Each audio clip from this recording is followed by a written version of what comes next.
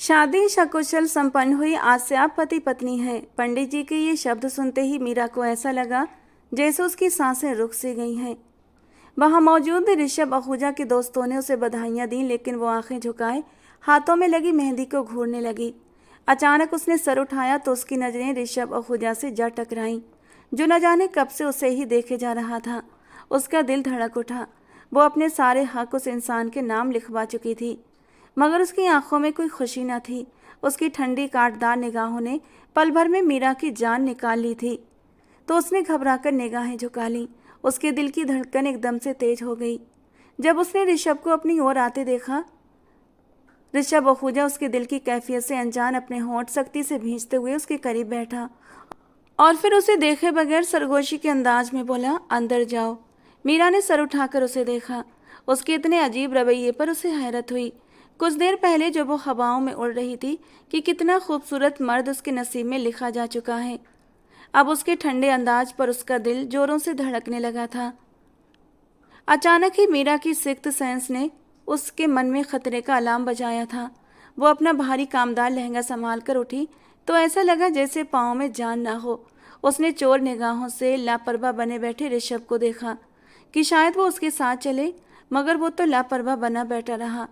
तो उसने लहंगा पैरों से जरा सा ऊपर किया और लड़खड़ाते कदमों के साथ सीढ़ियों की तरफ बढ़ गई, क्योंकि उसे ऊपर वाले पोर्शन पर जाना था।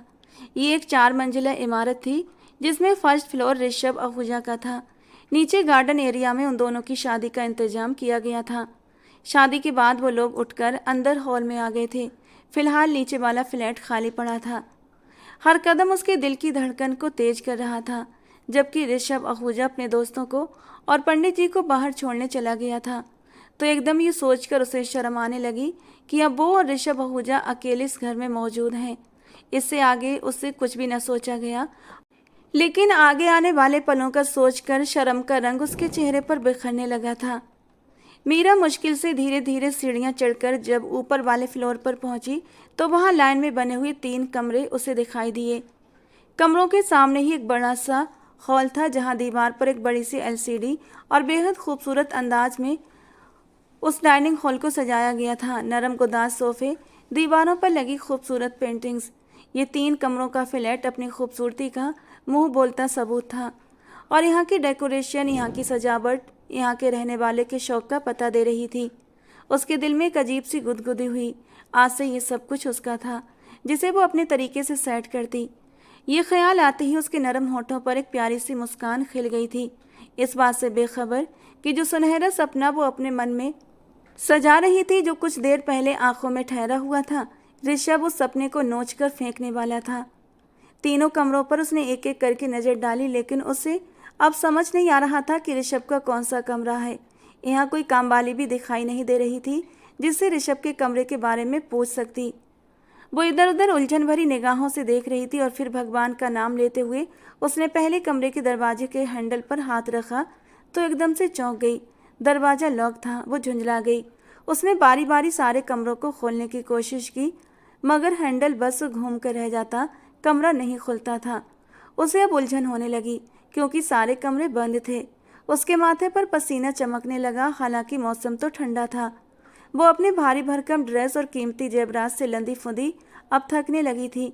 समझ नहीं आ रहा था क्या करे। वो कांपते हुए पीछे हटी कि तभी अचानक लाइट चली गई तो उसका दिल उछलकर गले में आ गया। एक तो बिल्कुल अनजान जगह, ऊपर से घोप अंधेरा और उसी वक्त जोर से बादलों का गरजना। वो डरकर सहम सी गई कि अचानक उसे हल्की सी रोशनी सीढ़ियों से ऊपर आते हुए दिखाई दी तो उसे कुछ हौसला मिला। यकीनन ऋषभ आहूजा होगा। वो एकदम शर्माकर सामने देखने लगी। सीढ़ियों से ऋषभ ही ऊपर आ रहा था। ऋषभ एक बड़ी सी कैंडल को उठाए बड़ी खामोशी से उसके सामने आकर खड़ा हो गया और उसकी तरफ टकटकी बांधकर देखने लगा। मीरा अब कुछ नर्वस होने लगी थी। इससे पहले भी मीरा ऋषभ के सामने आ चुकी थी, लेकिन तब ये रिश्ता नहीं था। उन दोनों के बीच अब ये रिश्ता बदला तो दिल के एहसास भी बदलने लगे थे। उसकी नज़रों को अपने ऊपर महसूस करके मीरा को शर्म का एहसास हुआ। दिल धड़कने लगा। ऋषभ के होठों से कोई मीठी सी बात सुनने का इंतजार कर रही थी, लेकिन ऋषभ ने जो बोला उसका दिल धक से रह गया। जब ऋषभ उसे सर से पैर तक देखने के बाद बहुत ही बेरहमी से बोला था, तुम कमरे के बाहर क्या कर रही हो? मैं वो दरवाज़ा खोलने की कोशिश कर रही थी, लेकिन खुल नहीं रहा। शायद लॉक लगा है। मीरा की बात सुनकर ऋषभ के होठों पर एक तंजिया मुस्कान खिल उठी। बिल्कुल, लॉक तो लगा है, और लॉक मेरी मर्जी से लगा है, और मेरी मर्जी पर ही खुलेगा। मतलब, मैं आपकी बात नहीं समझी, वो उलझकर बोली। मतलब तो बहुत सीधा है। तुम शायद मेरी दुल्हन बनकर ये सोच रही हो कि ऋषभ आहूजा जैसे इंसान की बीवी बनकर उसकी ज़िंदगी की तरह उसके कमरे में भी दाखिल हो जाओगी। तो ये तुम्हारी भूल है मीरा मैडम। मीरा ने बौखलाकर उसकी तरफ देखा। ये आप क्या कह रहे हैं? हमारी शादी हुई है। मैं कोई भागकर आपके साथ नहीं आई, ना ही ज़बरदस्ती आपकी ज़िंदगी में शामिल हुई हूँ।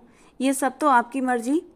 उसकी बात पूरी भी नहीं हुई थी कि वो उसे इग्नोर करता अपनी जेब में पड़ी चाबी से लॉक घुमाता कमरे के अंदर दाखिल हो गया था, जबकि मीरा को तो कुछ भी समझ नहीं आया था।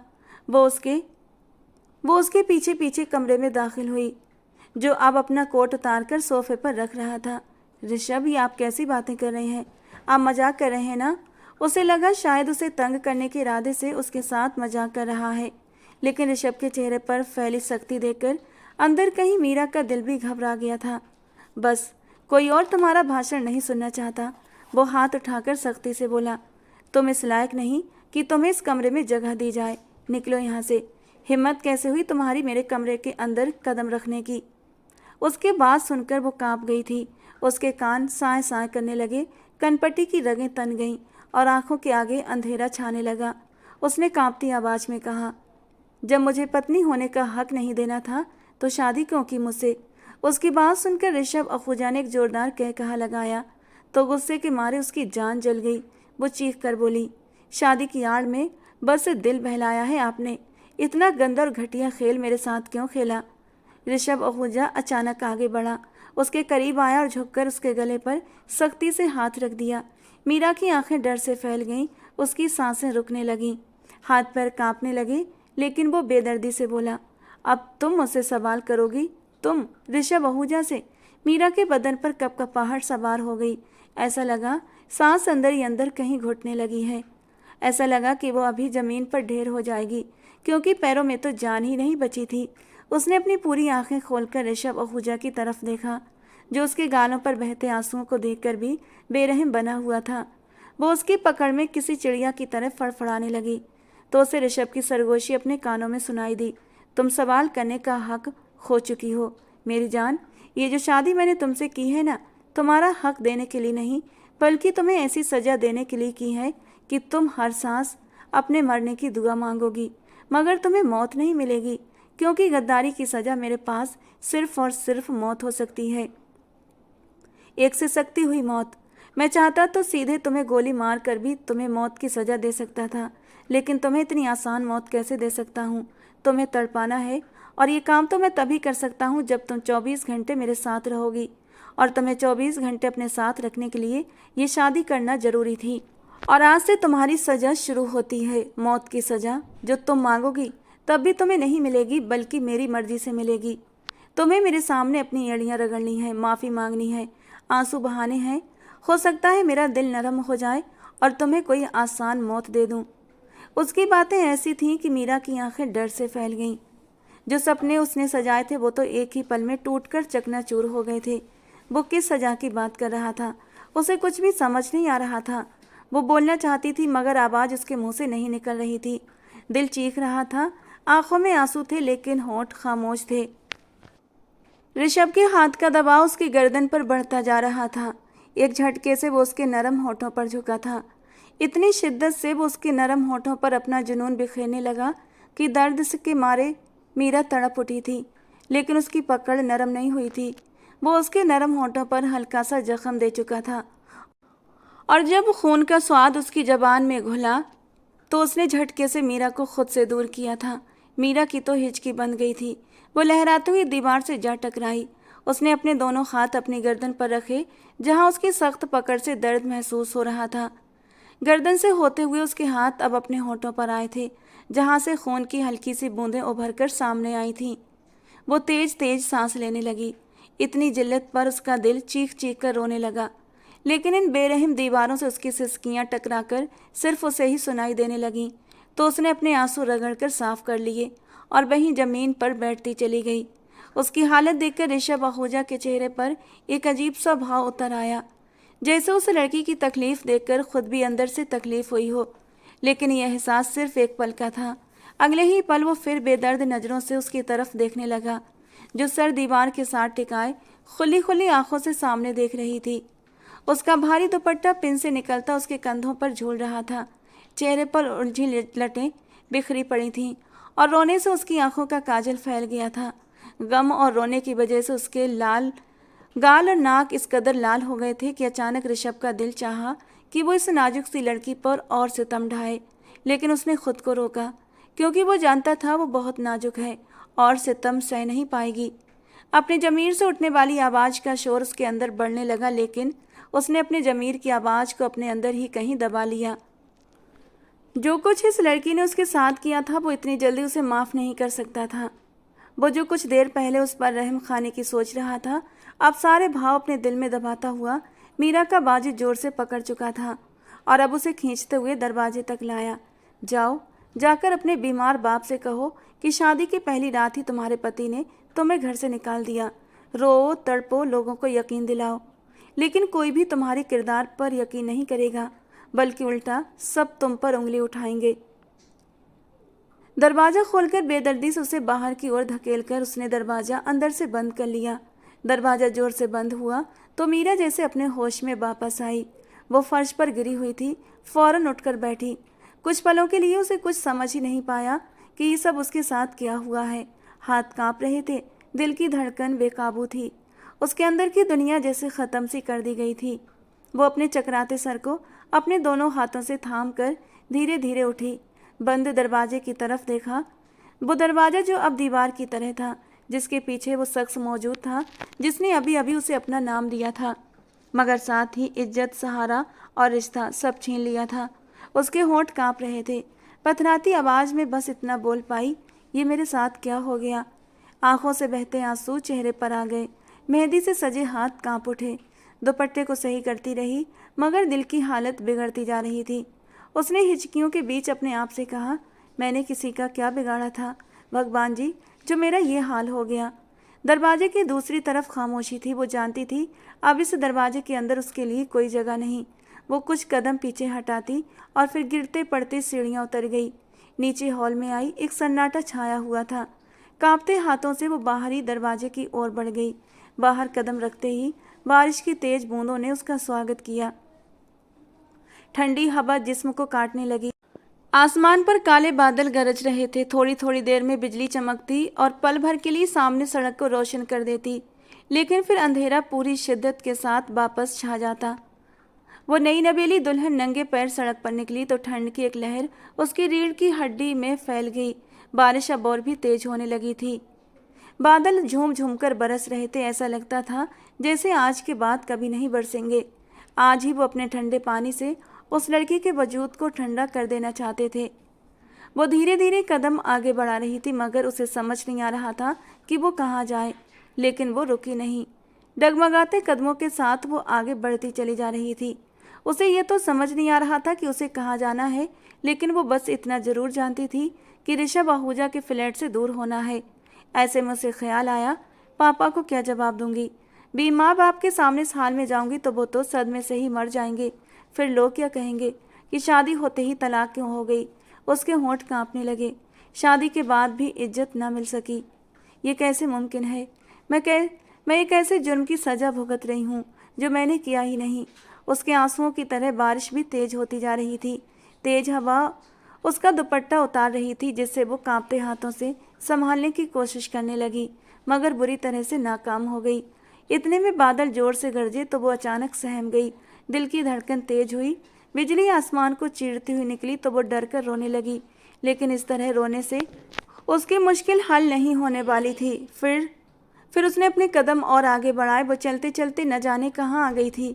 दोबारा पीछे मुड़कर देखती तो छाया घने अंधेरे के सिवा उसे कुछ भी दिखाई न देता, और अपने सामने भी वो एक अंधेरे की चादर ही देख रही थी। डर के मारे अब उसकी चीख निकली थी और वो वहीं सड़क के किनारे खड़ी होकर रोने लगी। भगवान जी, मैं कहाँ जाऊँ। पापा तो मुझे इस हाल में देखेंगे तो उनका दिल बंद हो जाएगा। फिर मैं अपनी बाप की मौत की कातिल ठहराई जाऊँगी। नहीं, मुझे वहाँ नहीं जाना। तो फिर कहाँ जाऊँ? कौन मुझे पनाह देगा? अंधेरी सड़क दूर दूर तक सुनसान थी। दूर दूर तक कोई भी इंसान नहीं था। बारिश से उसके कपड़े गीले होकर बदन से चिपक रहे थे।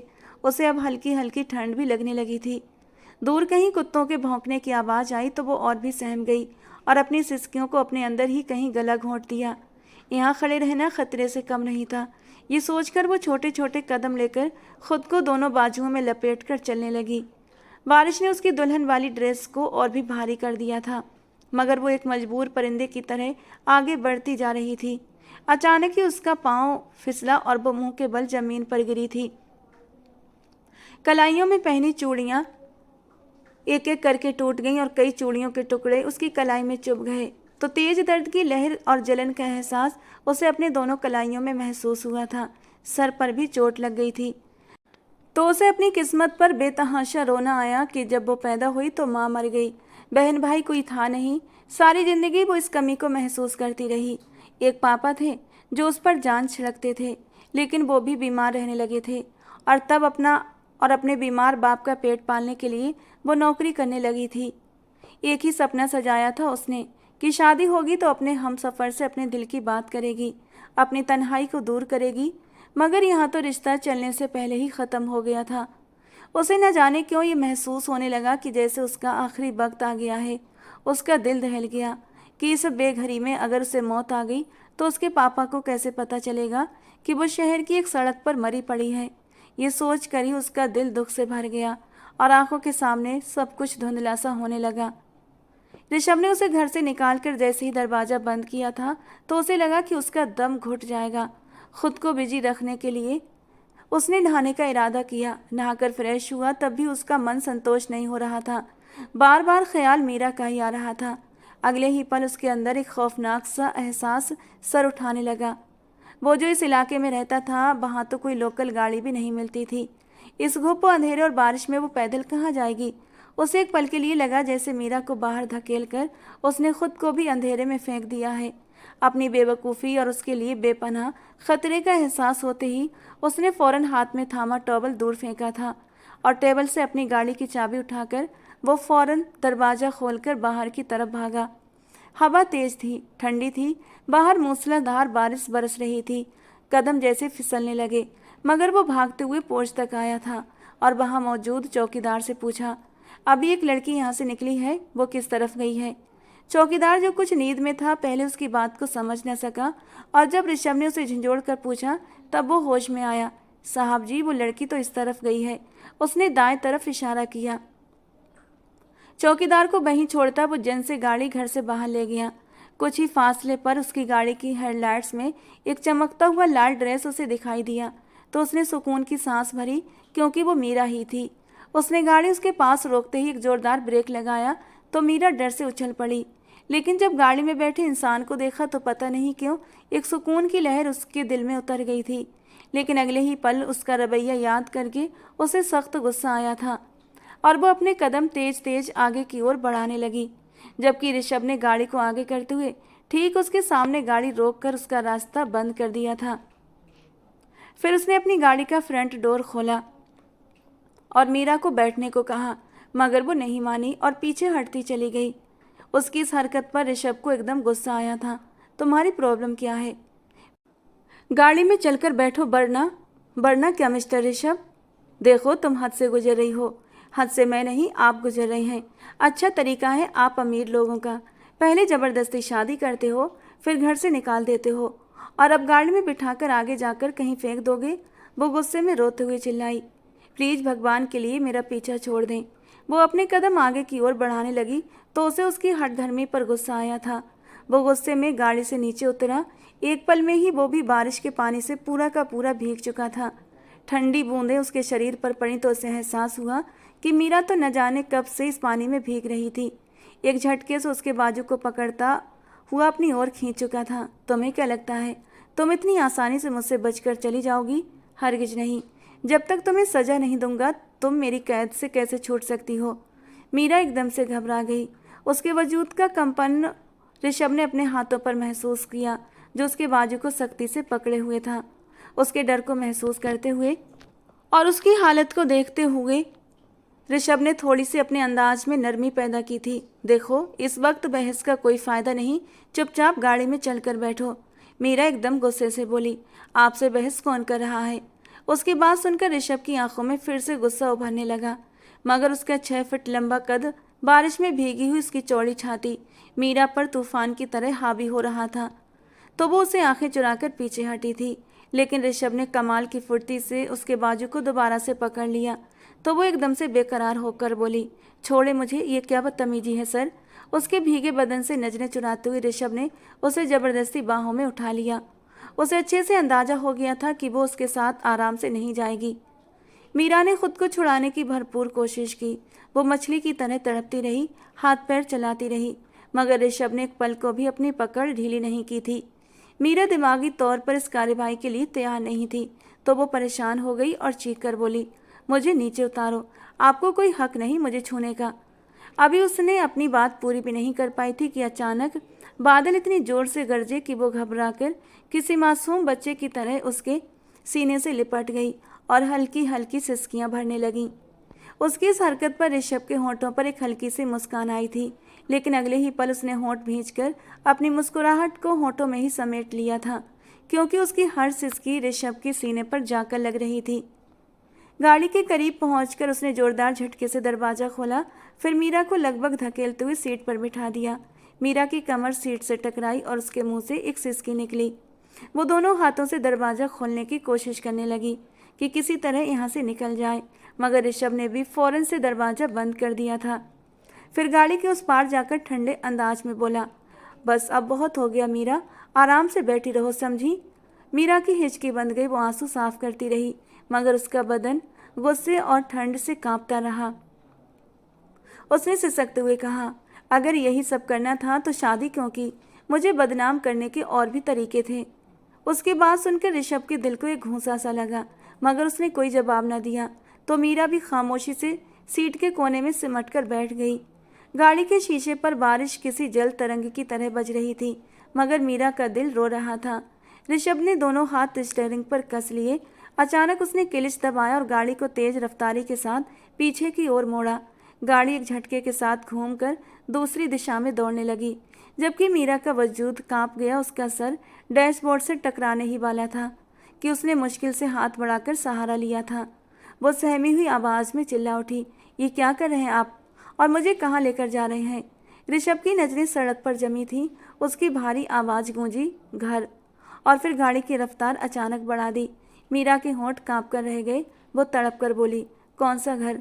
जहाँ से अभी आई हो। गाड़ी बड़े ही ध्यान से चलाते हुए उसने उसकी बात का जवाब बड़े ही ठंडे जवाब में दिया, ओ अच्छा, वही घर जिसके कमरे के दरवाजे के हैंडल पर मैंने हाथ रखा कि आप गुस्से में आ गए थे, ये कहकर कि इस कमरे पर मेरा कोई हक नहीं क्योंकि वो आपका कमरा है। वो तंजिया अंदाज में मुस्कुराई। उसके शब्दों में जहर घुला हुआ था। ऋषभ, ये मजाक किसी और के साथ कीजिएगा। जो इंसान शादी के बाद अपनी बीवी को कमरे में आने की इजाज़त नहीं देता, वो मुझे घर ले जाकर क्या करेगा? ऋषभ ने एक पल को उसकी ओर देखा। उसकी आंखों में वही बेदर्द सुकून था, जैसे हर जुमला पहले से सोच रखा हो। वो सुकून भरे अंदाज में बोला, तुम खुद देख लेना, वहीं लेकर जा रहा हूँ। मीरा ने दांत किचकिचाते हुए कहा, मगर क्यों? ऋषभ के होंठों पर हल्की सी मुस्कुराहट उभर आई, वही मुस्कुराहट जिससे मीरा का दिल और भी डूब जाता था। उसने गहरी आवाज में कहा, भूलो मत, बीवी हो तुम मेरी। और मीरा का दिल तड़प उठा। उसकी आंखों में बेयकीनी तैर गई। वो तड़प कर बोली, बीबी, अभी तो आप मुझे मेरा ये हक नहीं दे रहे थे। अभी तो आप कह रहे थे कि मैं इस कमरे की लायक नहीं, और अब आप मुझे अपनी बीबी कह रहे हैं। उसकी बात पर ऋषभ ने उसे हल्के तंजिया मुस्कुराहट से देखा। तो तुम्हें तुम्हारा हक चाहिए? उसने एकदम गर्दन घुमाकर मीरा की ओर देखा, तो न जाने क्यों मीरा को अपने पूरे वजूद में चींटियां सी रेंगती महसूस हुई।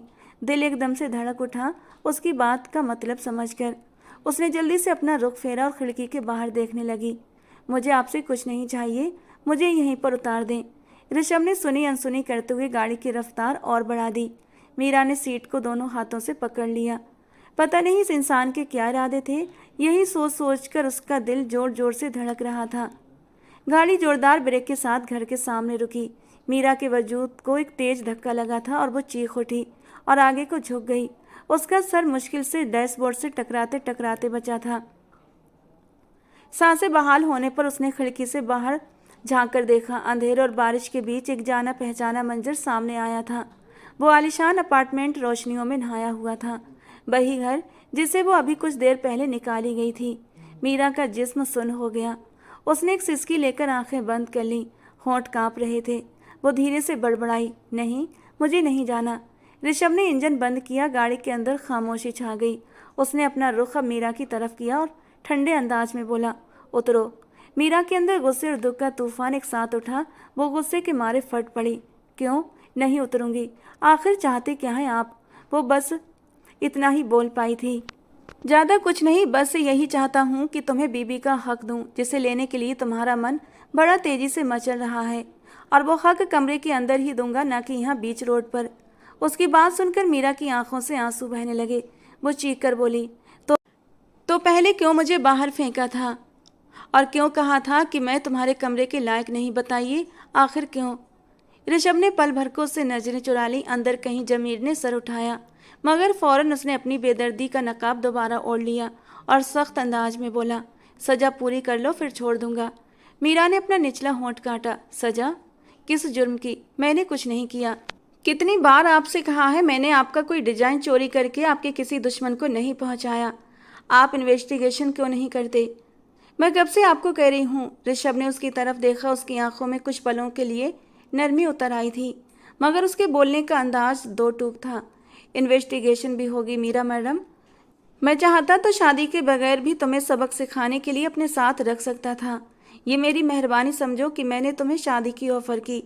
तुम्हें तुम्हारे बीमार बाप के लिए पैसे चाहिए थे, तो मैंने अपनी ऑफ़र तुम्हारे सामने रख दी, जिसे तुमने भी दिल से स्वीकार किया था, पूरे होशो हवास के साथ कबूल किया था। अब आगे मैंने कैसे इन्वेस्टिगेशन करनी है और तुम्हें क्या सज़ा देनी है, इसके लिए तुम्हें बिल्कुल भी परेशान होने की ज़रूरत नहीं। वो मैं खुद देख लूँगा। ये कहकर ऋषभ ने मीरा के हाथ पर अपना हाथ रखा कि तभी गुस्से से मीरा ने उसके हाथ को झटक कर पीछे हटाया और गाड़ी का दरवाज़ा खोलने लगी। ये ऑटोमेटिक गाड़ी है, अपने नर्म नाजुक हाथों को क्यों थकाती हो? तो वो जलती हुई आवाज़ में बोली, मैं आपके साथ किसी भी सूरत अंदर नहीं जाऊंगी। आप बहुत बुरे इंसान हैं। आपने धोखे से मुझसे शादी की। ऋषभ ने फौरन आगे बढ़कर उसका हाथ पकड़ा। उसकी पकड़ मजबूत थी। वो गुस्से से बोला, अब तुम एक शब्द भी और बोली तो मुझसे बुरा कोई नहीं होगा। मीरा ने पूरी ताकत से हाथ झटकने की कोशिश की, मगर वो नाकाम रही। वो हाँफते हुए बोली, आप होते कौन हैं मुझ पर अपना हक जताने वाले? पति हूँ तुम्हारा। मैं इस शादी को नहीं मानती। मीरा गुस्से के मारे चीख पड़ी। ऋषभ ने अपने होंठ सख्ती से भींच लिए, फिर खुद पर कंट्रोल करते हुए धीरे से बोला, तुम मानो या ना मानो, मैं पति होने के नाते इतनी अथॉरिटी रखता हूँ कि तुम्हें घसीटते हुए अंदर ले जा सकूँ। भगवान से प्रार्थना करो कि मेरे अंदर का जानवर न जागे तो अच्छा है। अपने पैरों से खुद ही उतरकर अंदर चली जाओ, वही तुम्हारे हक में बेहतर होगा। ये कहता हुआ वो अपनी तरफ का दरवाज़ा खोलकर नीचे उतरा और उसकी तरफ आकर उसका दरवाज़ा खोल दिया। तो मीरा ने नफरत भरी नज़र उस पर डाली, मगर वो जानती थी अब उसके पास और कोई ऑप्शन नहीं है। मरे मरे कदमों से वो गाड़ी से नीचे उतरी, लेकिन उसका वजूद काँप रहा था। वो सर झुकाए धीरे धीरे फ्लैट के अंदर दाखिल हुई, जैसे कोई मुजरिम हो। उसके दिल पर यह डर हथौड़े की तरह बरसता रहा कि न जाने अब ये इंसान उस पर क्या जुल्म करेगा। वो अपनी सोचों में गुम थी कि ऋषभ ने उसका हाथ पकड़ा और उसे अपने कमरे में ले आया। फिर उसकी तरफ पलटा तो उसकी डार्क ब्राउन आंखों में उमड़ते जज्बातों ने मीरा के दिल को कांपने पर मजबूर कर डाला। कमरे के अंदर हल्की सी खुशबू रची हुई थी। बेड पर एक खूबसूरत सी बेडशीट बिछी हुई थी, जिस पर गुलाब की कुछ सूखी पत्तियां बिखरी पड़ी थीं, जो शायद उसके दोस्तों ने डाली थीं। जल्दबाजी में ज़्यादा लंबा चौड़ा डेकोरेशन नहीं किया गया था, लेकिन इस कमरे को सजाने की थोड़ी सी रस्म जरूर की गई थी, जिसे देखकर अब मीरा के दिल को बुरी तरह धड़काने लगा था। वो उसकी ओर करीब हुआ था, इतना करीब कि उसकी गर्म सांसें उसे अपने चेहरे पर महसूस होने लगीं। उसने जल्दी से अपनी नज़रें झुका लीं। ऋषभ ने धीरे मगर साफ शब्दों में कहा, आज हम यहाँ अपनी सुहागरात मनाएंगे। उसकी बात सुनकर मीरा को एक झटका लगा था। वो एकदम पीछे हटी और बौखलाकर उसकी तरफ देखने लगी, जैसे यकीन न आ रहा हो कि उसने क्या कहा। उसका दिल गले में आ गया और सांसें बेकाबू हो गईं। मीरा के चेहरे की बदलती हालत को देखकर ऋषभ के होंठों पर एक हल्की सी मुस्कुराहट आई थी। इससे पहले कि वो कमरे से बाहर भागती, ऋषभ ने पांव की ठोकर से दरवाजा जोर से बंद कर दिया। वो एकदम पीछे हुई और दरवाजे के साथ लग गई। ऋषभ उसके करीब आया तो वो सिमटने लगी, जबकि उसके कान के करीब धीरे से सरगोशी करते हुए बोला, जाने मन, इतना घबरा क्यों रही हो? तुम्हें ही तो मुझसे अपना हक चाहिए था ना? कितनी देर से हक हक चिल्ला रही हो? अब हक ही तो देने की बात कर रहा हूँ। शादी हुई है तो सुहागरात मनाना तो फर्ज बनता है ना। इसी तरह तुम्हें तुम्हारा हक मिलेगा। उसकी बात सुनकर मीरा का दिल जैसे रुक सा गया। वो हिचकियां लेकर रोने लगी। आंसू गालों पर आने लगे और कांपते होठों से बस इतना निकला कि ये जुल्म है, ये हक नहीं, ये कैद है, जिल्लत है। ऋषभ के चेहरे पर एक साया सा लहराया, मगर अगले ही पल वो बेदर्दी से बोला, जो भी समझो, ये तुम्हारा अपना चुना हुआ रास्ता है। मीरा ने आंसू भरी आंखों से उसकी ओर देखा और फिर विनती भरे अंदाज में बोली, आप मुझे इस रिश्ते से आज़ाद कर दें प्लीज़। ऋषभ के होठों पर एक कड़वी मुस्कुराहट आई थी। वो धीरे से बोला, शादी तोड़ना इतना आसान नहीं मेरी जान। ये रिश्ता तुम्हारी जिंदगी और सांसों के साथ जुड़ा है। मीरा ने डर से दरवाजे के हैंडल को पकड़ने की कोशिश की, लेकिन ऋषभ ने उसका हाथ झटक कर दोबारा अपनी पकड़ में ले लिया। उसके करीब झुकते हुए बोला, भागने की कोशिश भी मत करना। मीरा हड़बड़ाई, उसका जिस्म कांपने लगा। वो बेबसी से रोने लगी और उसी पल अचानक ऋषभ का फ़ोन जोर से बज उठा तो एकदम उससे पीछे हटा। उसने अपनी जेब में हाथ डाला, मगर उसकी निगाहें मीरा पर जमी हुई थीं। उसके चेहरे से साफ दिखाई दे रहा था कि उसे उस वक्त फ़ोन की आवाज़ बहुत ज़्यादा बुरी लगी थी। वो फ़ोन कान से लगाए खिड़की की तरफ जाकर खड़ा हो गया था और मीरा को ऐसा लगा जैसे वो पहली बार खुलकर सांस ले रही हो। उसने खुद को कोसा, बार बार कोसा। उस पल को कोसा जिस वक्त उसने शादी के लिए हाँ की थी। काश वो पल उसकी ज़िंदगी में कभी ना आया होता। तब उसकी तकदीर का वो मोड़ शायद किसी और तरफ मुड़ जाता। उसने शादी की ऑफ़र सिर्फ इसलिए स्वीकार की थी कि उसके बीमार बाप का इलाज एक अच्छे अस्पताल में हो सके। उसे क्या मालूम था कि वो अपने बाप की ज़िंदगी बचाने के लिए अपनी इज्जत की कीमत लगा चुकी थी। लेकिन सच्चाई तो यही थी कि ऋषभ ने ये शादी मोहब्बत के जज्बे से नहीं, बल्कि उसे पूरी तरह से सज़ा देने के लिए चुनी थी। मीरा के लिए सबसे बड़ा दुख यही था कि वो बेकसूर होने के बावजूद सज़ा की हकदार ठहराई जा रही थी। उसे याद आया, अभी तो उसे कंपनी में जॉब करते हुए 1 ही महीना हुआ था जब अचानक उस पर डिज़ाइन चोरी करने का इल्ज़ाम लगा दिया गया, और उस पर ये इल्ज़ाम उसकी अपनी ही कलीग पूजा ने लगाया था। वो चीख चीख कर सफाइयाँ देती रही, बार बार इंक्वायरी का कहती रही, मगर किसी ने उसकी एक न सुनी और फिर बॉस ने उसे नौकरी से निकाल दिया। उस दिन की याद आते ही मीरा का दिल आज भी कांप जाता है, जब वहाँ के लोगों की तंज भरी और तिरस्कार से भरी नज़रें उसकी तरफ उठी थीं। उसका मन चाहा कि वो ज़मीन के अंदर समा जाए। ऋषभ उस कंपनी में बड़े पद पर था। अपना डिजाइन एंड टाइम पर कंपनी के डायरेक्टर की तरफ से रिजेक्ट होने पर पागल सा हो गया था। उसे कहा गया कि ये कॉपी है। उसके कंपनी में रेपुटेशन काफ़ी ख़राब हो गई थी, और जब पूजा के जरिए पता चला कि उसकी तमाम मेहनत को चंद पैसों के बदले मीरा ने किसी और को बेच दिया क्योंकि उसे अपने बाप की बीमारी के लिए पैसे चाहिए थे, तो ऋषभ का खून गुस्से के मारे खौल उठा था और उसने उसी वक्त फैसला किया कि वो उसे नहीं छोड़ेगा और उससे ऐसा बदला लेगा कि सारी ज़िंदगी याद रखेगी। वो मीरा को चुपके चुपके दिल में चाहने लगा था। बस वो अपनी बड़ी बहन की इंडिया वापस आने का वेट कर रहा था। हालांकि फ़ोन पर तो उसने अपनी बहन से मीरा के लिए बात कर रखी थी, लेकिन उसकी बहन इंडिया आकर मीरा को एक नज़र देखना चाहती थी और उसने सोच लिया था जैसे उसकी बहन इंडिया आएगी तो उसी दिन वो मीरा को प्रपोज कर डालेगा, क्योंकि मीरा को रिजेक्ट करने का तो सवाल ही नहीं उठता था। वो थी ही इतनी प्यारी, इतनी खूबसूरत कि अगर कोई एक नज़र भरकर उसे देख ले तो उसे पहली ही नज़र में पसंद कर ले। और ये बात पूजा बहुत अच्छे से जानती थी, क्योंकि पूजा एक लंबे समय से ऋषभ की कलीग थी और वो दोनों के बीच की नज़दीकियाँ देखकर काफ़ी ज़्यादा बेचैन थी, क्योंकि वो खुद भी ऋषभ को मन ही मन चाहने लगी थी। और जब उसने देखा कि ऋषभ का झुकाव मीरा की तरफ है तो वो गुस्से के मारे चिढ़ गई। बस अब उसे मौके का इंतजार था। जैसे उसे मौका मिला उसने ऋषभ के दिल में मीरा के खिलाफ इतना जहर भर दिया कि उसने मीरा से नफरत में सारी हदें पार कर दी थीं। ऋषभ ने ये जानने की कोशिश ही नहीं की कि मीरा पर लगाए गए इल्ज़ाम कितने झूठे हैं और कितने सच्चे, या फिर या शायद उसके दिल ने यह बर्दाश्त न किया कि जिस लड़की को वो अपने दिल ही दिल में पसंद करने लगा था वो उसके भरोसे को यूं तोड़ देगी। उसका यही सदमा उसे जालिम बना गया था। जबकि उसने उसे नौकरी से भी निकाल दिया तब भी उसके दिल को चैन नहीं मिला था। दूसरी तरफ मीरा की नौकरी तो जा ही चुकी थी और अब वो बिल्कुल बेसहारा हो गई थी। एक तरफ बीमार बाप और दूसरी तरफ उसकी बेरोजगारी। ऐसे में ऋषभ ने निशाने पर तीर मारते हुए उसके सामने ऑफर रखी कि वो उसके पापा की बीमारी के सारे खर्चे उठाएगा, लेकिन बदले में उसे ऋषभ से शादी करनी होगी। ये ऑफर सुनकर वो खुश हो गई थी। उसे लगा कि भगवान ने उसकी सुन ली है और अब उसके दिन फिर जाएंगे। जब से उसके पापा सीरियस हुए थे वो एक ही बात के बारे में सोचती रहती कि अगर उसके पापा भी उसकी माँ की तरह उसे छोड़कर चले गए तो उसका क्या होगा, वो कैसे इस दुनिया में अकेली जिंदा रह पाएगी। ऐसे में ऋषभ की ऑफर उसे काफ़ी सही लगी थी। वैसे भी वो काफ़ी दौलतमंद और मजबूत बैकग्राउंड से संबंध रखता था। ऑफिस की कई लड़कियां उस पर जान छिड़कती थीं। खूबसूरत पर्सनालिटी वाला ऋषभ हर एक के दिल पर राज करता था।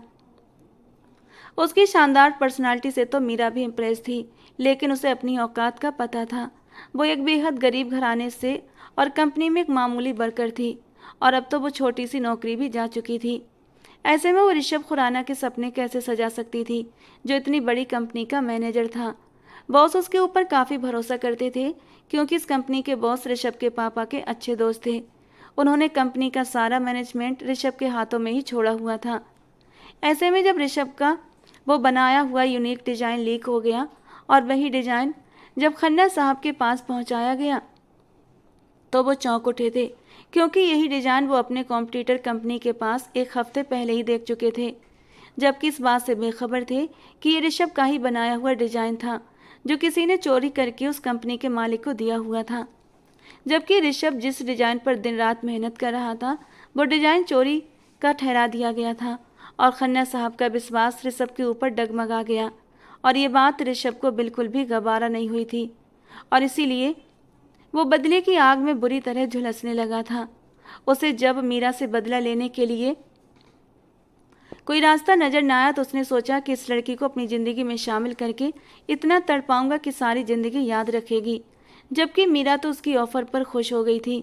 वो तो अपनी किस्मत पर खुशी से फूले नहीं समा रही थी, बल्कि खुद पर गरूर भी करने लगी थी कि इतना खूबसूरत शानदार पर्सनालिटी का मालिक मीरा का दिल अब उसकी तरफ खुद ब खुद खींचने लगा था। और जब उसने ऋषभ की ऑफ़र सुनी तो फ़ौरन हाँ कर डाली थी, क्योंकि उसके पापा इस वक्त हॉस्पिटल में एडमिट थे और उस वक्त उसे पैसों की सख्त ज़रूरत थी। तो उसने चुपके से ऋषभ के फ्लैट पर आकर उससे शादी कर ली, मगर वो ये नहीं जानती थी कि ऋषभ उससे नफरत में इस हद तक चला जाएगा। एक ही रात में शादी होते ही उसकी ज़िंदगी इतनी भयानक हो जाएगी कि जिसका ख्याल भी उसने कभी सपने में नहीं किया था। उसने निगाह उठाकर ऋषभ की तरफ देखा, जिसके चेहरे के उतार चढ़ाव फ़ोन सुनते हुए अजीब से हो गए थे। भगवान करे ये फ़ोन पर सारी रात लगा रहे और मेरी जान इससे छूट जाए।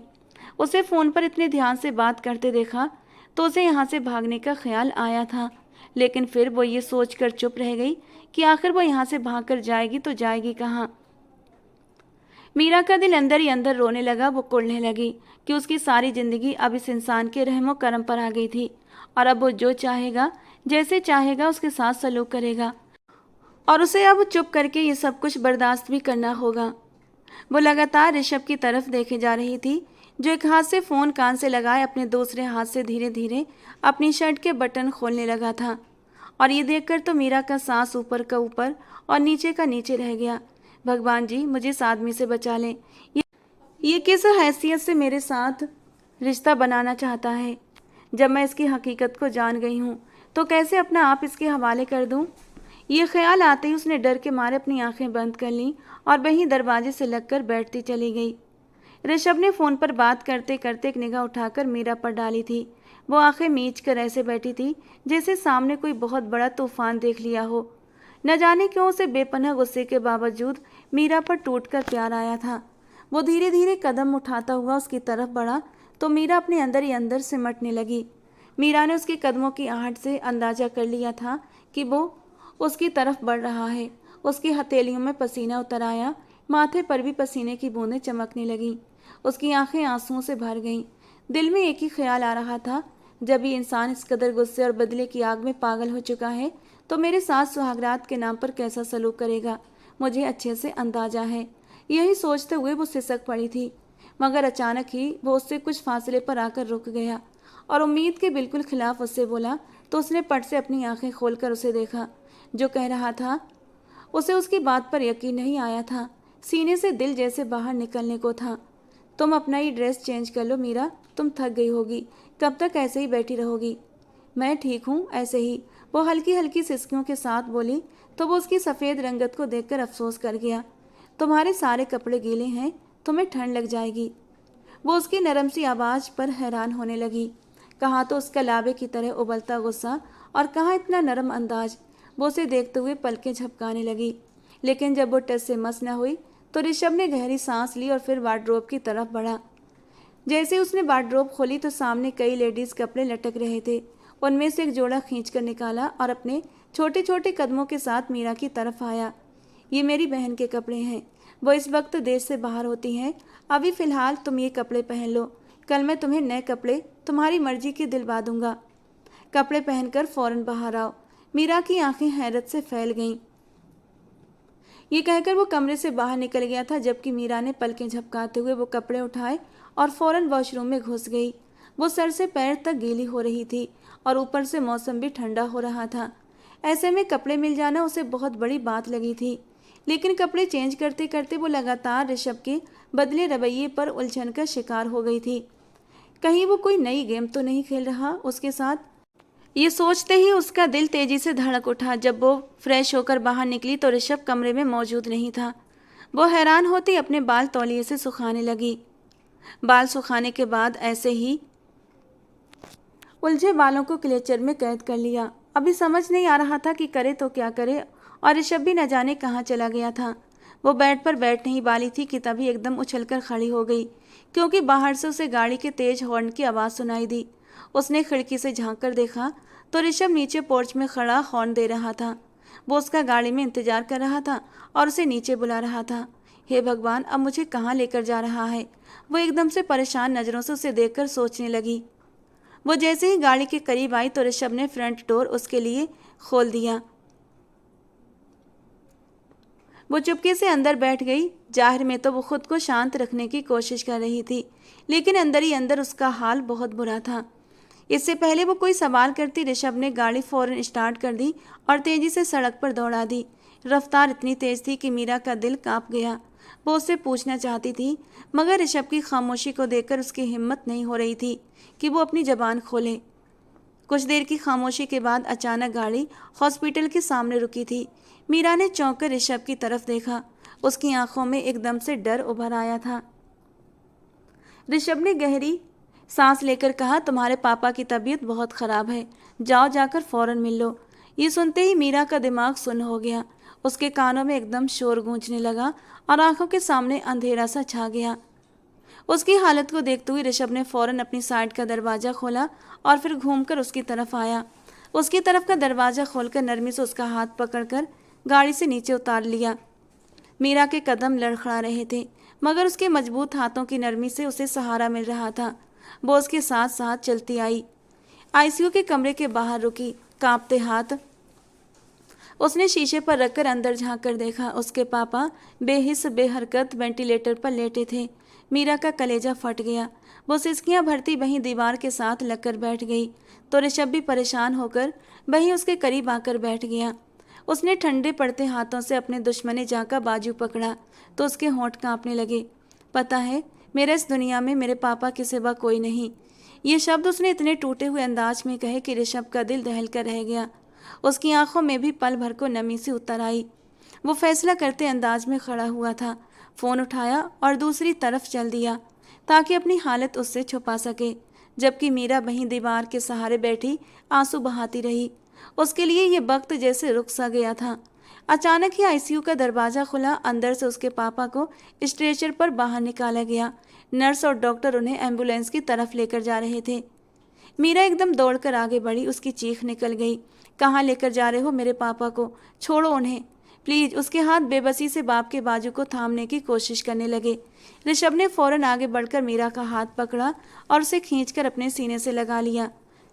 जबकि वो भी उसके सीने से सर टिकाए बुरी तरह फूट फूट कर रो पड़ी। उसके सर को थपकते हुए कहने लगा, मैंने उनके लिए शहर के सबसे बड़े अस्पताल में इंतजाम किया है। तुम बस दुआ करती रहो, भगवान ने चाहा तो तुम्हारे पापा जल्द ही ठीक हो जाएंगे। मीरा भीगी पलकों से उसे देखने लगी। वो हैरत से दंग रह गई थी। लेकिन ऋषभ ने भी अपने वादे पर जमा हुआ था। वो न सिर्फ मीरा के बाप को बेहतरीन अस्पताल में एडमिट करवा चुका था, बल्कि इलाज के सारे खर्चे भी उठा रहा था, क्योंकि उसे ऑफिस में होने वाली साजिश का पता चल चुका था कि कंपनी के डिजाइन्स मीरा ने नहीं चुराए थे। हकीकत में ये सब पूजा की साजिश थी, जिसने अपनी जलन की वजह से मीरा पर इल्जाम लगा दिया था। सीसीटीवी कैमरे के सबूत अब उसके सामने थे और सच जानकर ऋषभ के कदमों तले से जमीन निकल गई थी। उसने मीरा के साथ जो सलूक किया था वो याद करके उसका दिल बुरी तरह कांप गया। वो अपने पापा को छोड़कर एक पल के लिए भी उनसे दूर नहीं हटी थी। हालांकि ऋषभ ने कई बार कहा था कि घर चलकर आराम कर लो, यहाँ मैं रुक जाता हूँ, लेकिन वो नहीं मानी थी। उसकी जिद को देखते हुए ऋषभ ने वहीं अस्पताल में उसके लिए एक प्राइवेट रूम बुक कर दिया था। वो मीरा के लिए गर्म दूध लेकर आया तो उसकी आंखों में शर्मिंदगी के साए थे। मीरा ने नज़र उठाकर उसके चेहरे पर देखा तो शर्मिंदगी के रंग फैले हुए थे। इतने दिनों से वो जिस कदर उसका साथ दे रहा था, मीरा का दिल उस पर थोड़ा थोड़ा भरोसा करने लगा था। मीरा ने अभी दूध का पहला सिप लिया था कि वो धीरे से बोला, तुम प्लीज़ मुझे माफ़ कर दो। मैंने तुम्हारे साथ जो कुछ किया मुझे उस पर बहुत शर्मिंदगी है। मैंने तुम्हें गलत समझा, लेकिन गलती तुम्हारी नहीं थी। मुझे सारी हकीकत पता चल चुकी है। ये सब किया धरा पूजा का था। मीरा ने आंखें उठाकर उसे देखा, लेकिन उसके होंठ कांप रहे थे, मगर उसने कुछ न कहा। ऋषभ का सर और झुक गया। मीरा के दिल में एक पल को सुकून और शांति छा गई।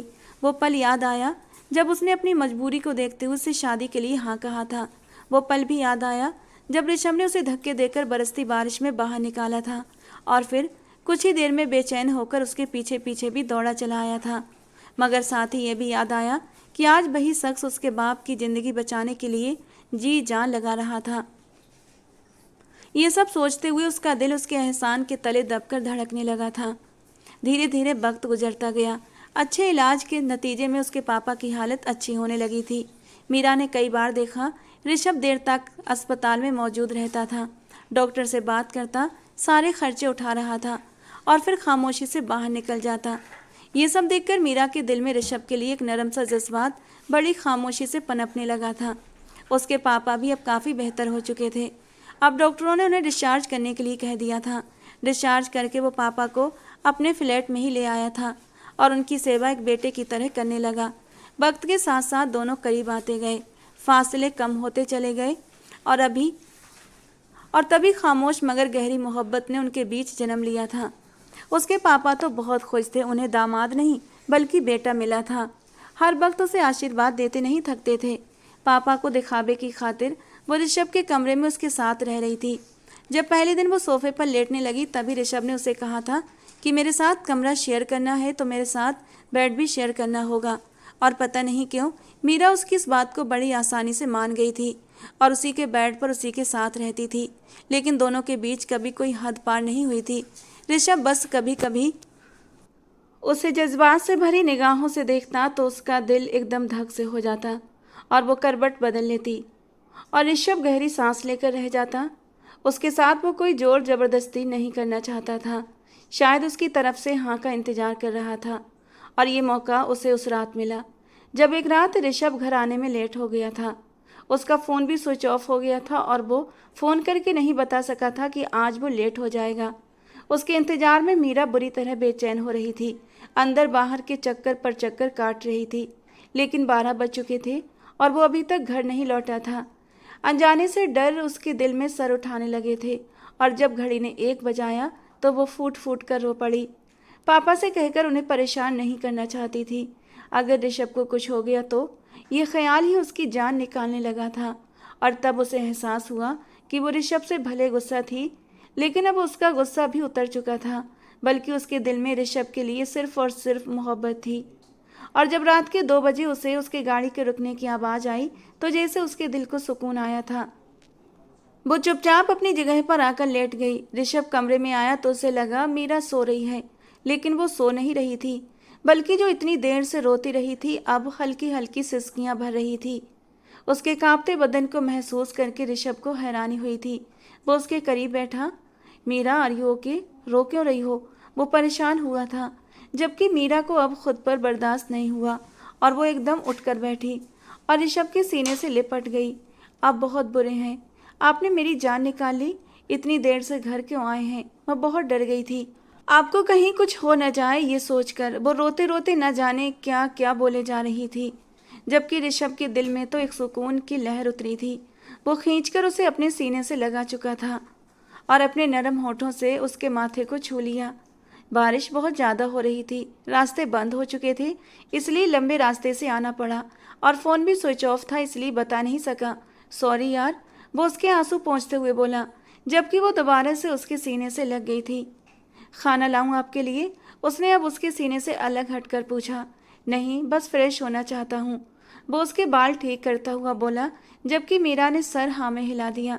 फ्रेश होकर वो बेड पर सोने के लिए लेटा तो मीरा को अपनी तरफ ताकते पाकर ऋषभ का दिल एक नए अंदाज में धड़कने लगा। आज उसका शिद्दत से दिल चाह रहा था कि वो मीरा को अपनी बाहों में भर ले, उस पर अपना हक जता दे, उसे अपने होठों से छूकर महसूस कर ले। जबकि मीरा के जज्बात भी आज कुछ अलग नहीं थे। वो खुद आज ऋषभ के करीब जाना चाहती थी कि तभी उसका फ़ोन बज उठा। उसके दोस्त की कॉल थी जो पूछ रहा था कि घर पहुंच गए या नहीं। फ़ोन पर बात करते हुए वो महसूस कर रहा था कि मीरा की नज़रें उसके वजूद पर ही टिकी हुई थीं। उसके होठों के किनारे पर एक हल्की सी मुस्कान आई थी। फ़ोन रखते हुए उसने मुड़कर मीरा की ओर देखा तो मीरा ने सटपटाकर अपनी नज़रें झुका लीं।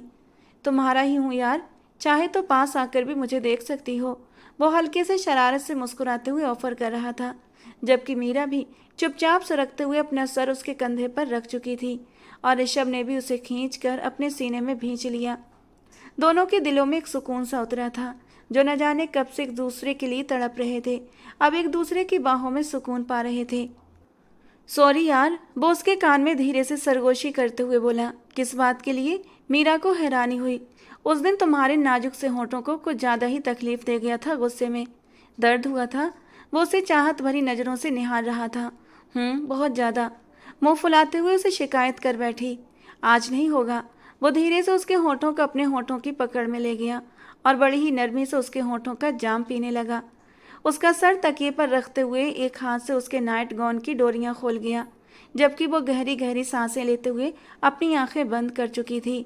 वो इन खूबसूरत पलों में डूब जाना चाहती थी और जब अपनी नरम धड़कनों पर ऋषभ के होठों का स्पर्श महसूस हुआ तो वो मचल उठी थी। बड़ी शिद्दत से उसने ऋषभ के बालों में उंगलियां फंसाई थीं। वो अपना सब कुछ आज ऋषभ के हवाले कर चुकी थी और ऋषभ भी उसके नाजुक वजूद पर टूट कर बरसा था। उसके हर अंग को मोहब्बत में भिगोकर रख दिया था। कुछ महीनों के बाद एक दिन जब मीरा ने हिचकिचाते हुए ऋषभ को बताया कि वो माँ बनने वाली है, तो ऋषभ की आंखों में खुशी से नमी उतर आई थी। उसने मीरा का हाथ थामकर अपने होठों से लगाया तो मीरा के होठों पर एक मुस्कुराहट खेल उठी थी। आंखों में आंसू झिलमिलाने लगे, मगर इस बार ये आंसू खुशी के थे। ऋषभ ने भी खुशी से मीरा को गले लगा लिया और बताया कि दीदी अगले ही हफ्ते इंडिया आ रही हैं और अब तो तुम्हारी गोद भराई की रस्म करके ही जाएंगी। मीरा ने भी सुकून से अपनी आंखें बंद करके उसके सीने से अपना सर टिका दिया था। उसकी ज़िंदगी में यूं अचानक खुशियां भर जाएंगी, उसने कभी सोचा नहीं था। तो दोस्तों, कहानी कैसी लगी कमेंट बॉक्स में ज़रूर बताना। पसंद आई हो तो प्लीज़ लाइक करना। ऐसी और कहानियों के लिए हमारे चैनल से जुड़े रहें।